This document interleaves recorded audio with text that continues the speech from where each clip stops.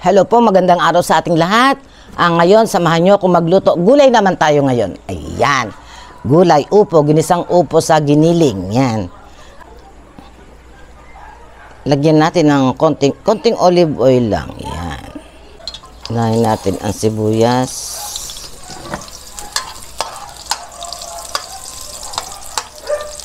Sunod natin yung bawang.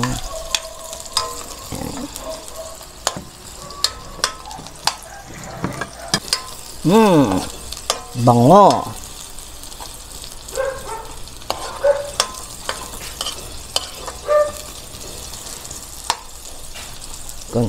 Konting brown pa po.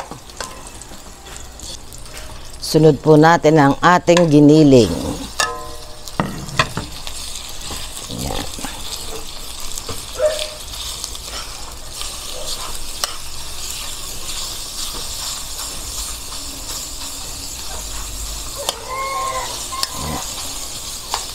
Lagyan po natin ng paminta.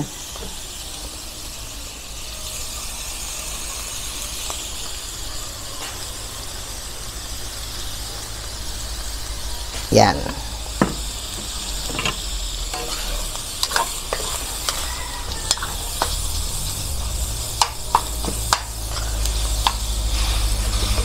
Yan, ating pork cubes.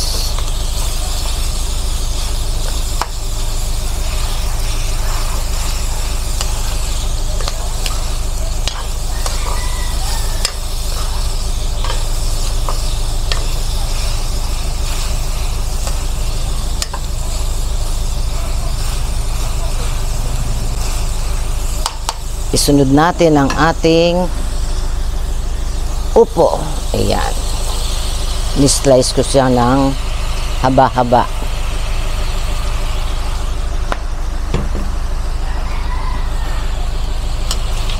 Ayan.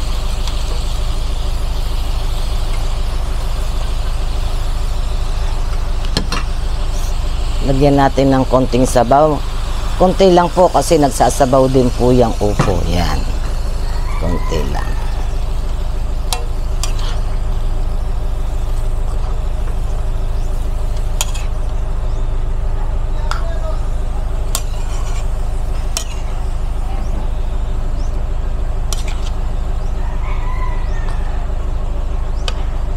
Lagyan natin ng fish salt. Huwag pong marami kasi yung ating pork cubes maalat na.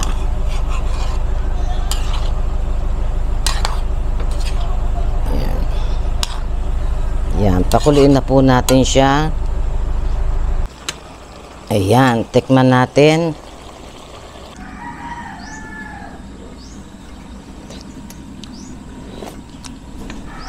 Okay na po. Yan, sandok na nga tayo. Sandok na ako. Ayan.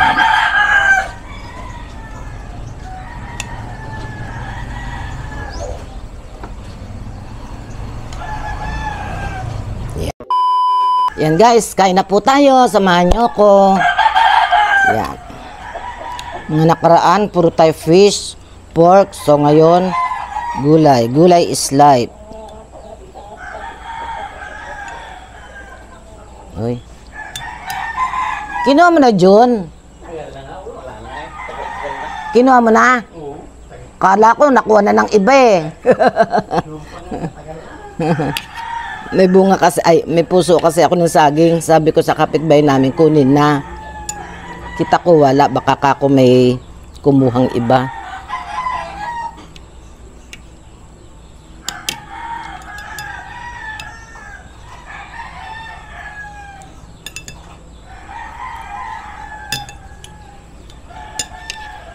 Yan. Ngayon lang ulit itong ganitong luto. Usually guys, nilalagyan ko to ng miswa. Miswa or not miswa. Sutangon o kaya pansit bihon.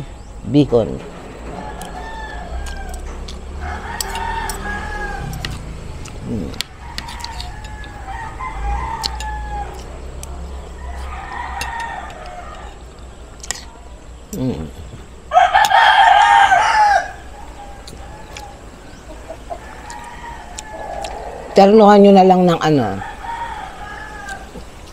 Pag magluto kayo, pritong isda. Kahit anong klaseng isda.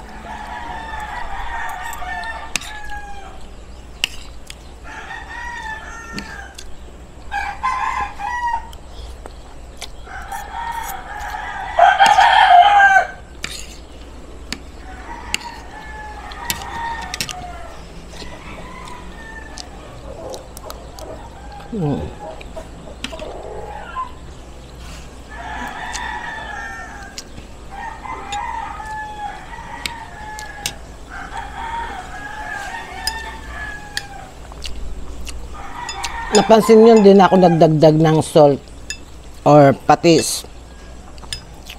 Kasi, tansyado ko na kapag pag dati ka na nagluluto, marunong ka ng tumansya kung maalat or hindi ang ilalagay mong ano, pang-alat.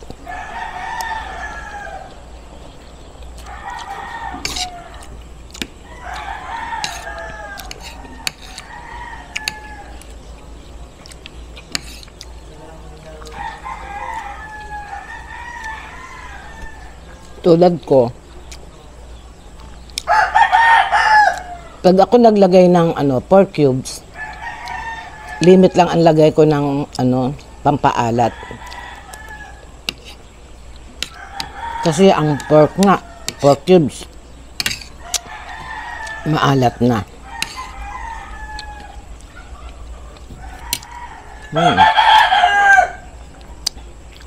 Ang sarap ng ano, bagong pitas yung upo. Problema lang, bagong pitas nga siya, pero yung buto niya parang matigas pa. Bagay, malambot naman, oh. Kala ko lang siguro matigas. Pero yung pinaka-ano niyan, sarap, sariwa.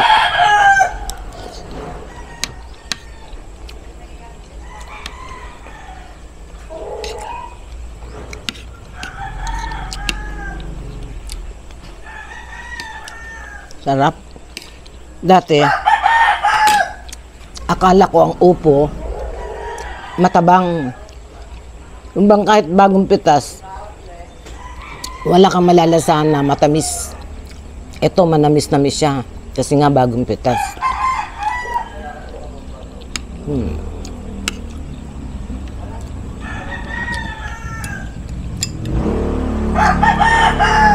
Kaya ang sarap papakin.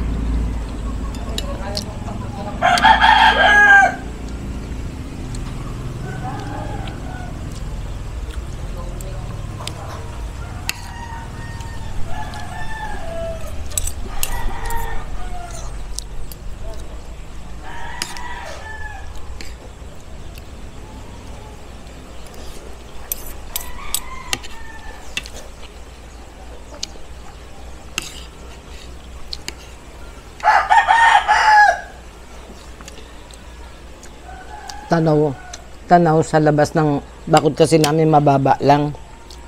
Tanaw sa labas yung mga tanim ko. Kaya minsan may kumukuha.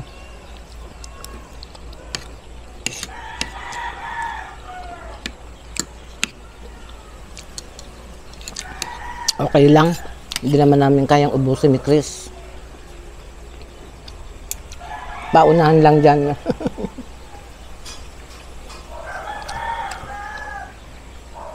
Gusto ko magtanim ng ano dyan eh. Ng tawag nito. Madali lang tumubo yun. Alugbati. May tanglad na ako dyan. Siling labuyo. Talong, okra. Yan, yung puso ng saging. Yung saging namin may ano na, may tawag na to, may bunga na. Pinakuha ko nga yung puso sa kapitbahay namin kasi sayang.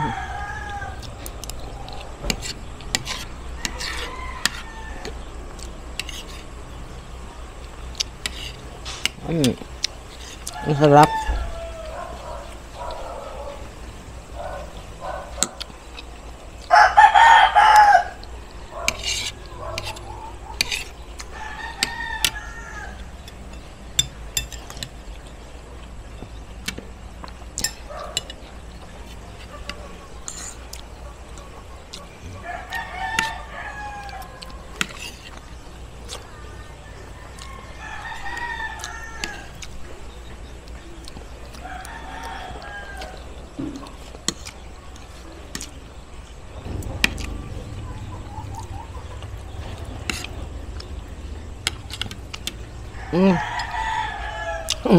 Bitin na naman ako akong ulam.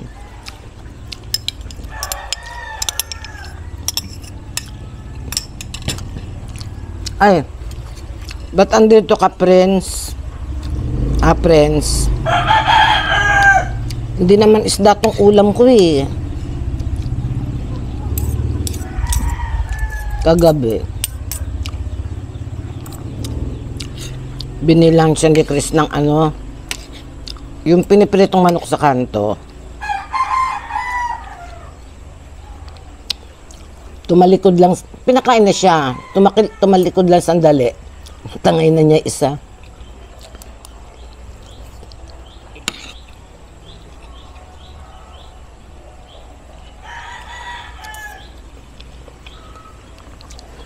Buti pa si Aki kumakain ng gulay. Lalo na ang palaya, gustong-gusto ni Aki. Ito si Prince. Ayaw.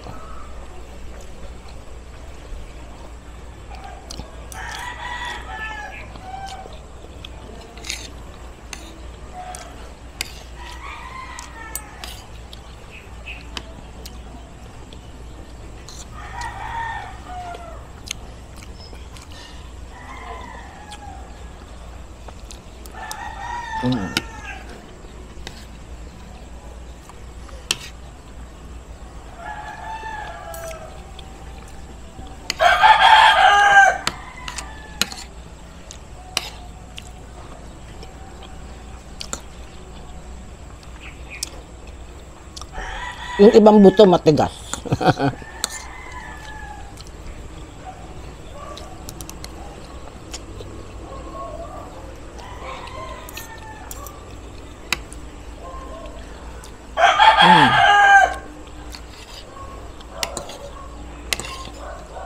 Ang sarap.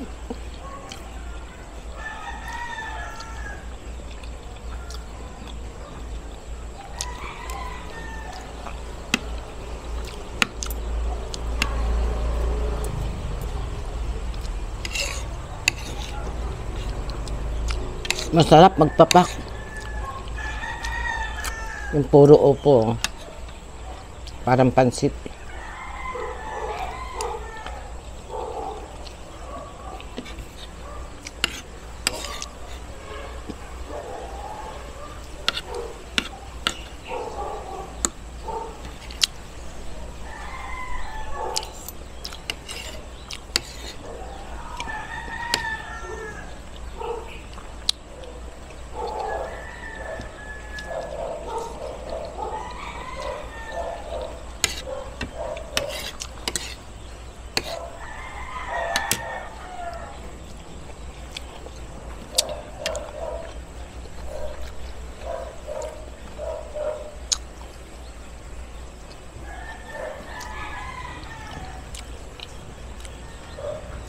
May bagyo.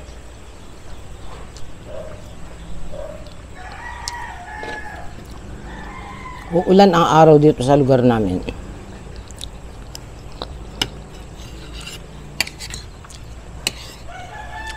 Kaya maraming sinisipon.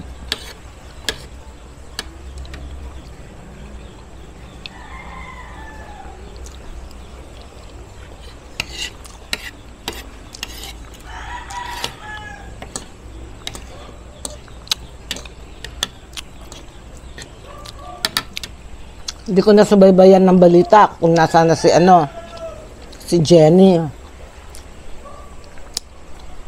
Habi, naglandfall na daw sa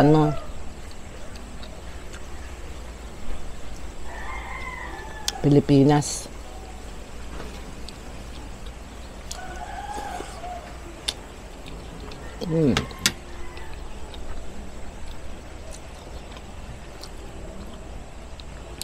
Sarap. Naubos ko, pero kung tutuusin, kulang yung mas masarap magpapak.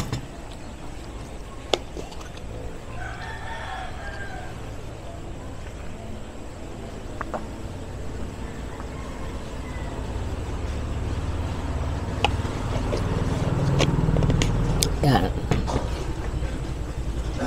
Yan, maraming salamat po sa pagsubaybay ninyo sa channel ko. Maraming salamat po sa lahat. God bless us all po. Ingat-ingat po tayong lahat. Bye-bye.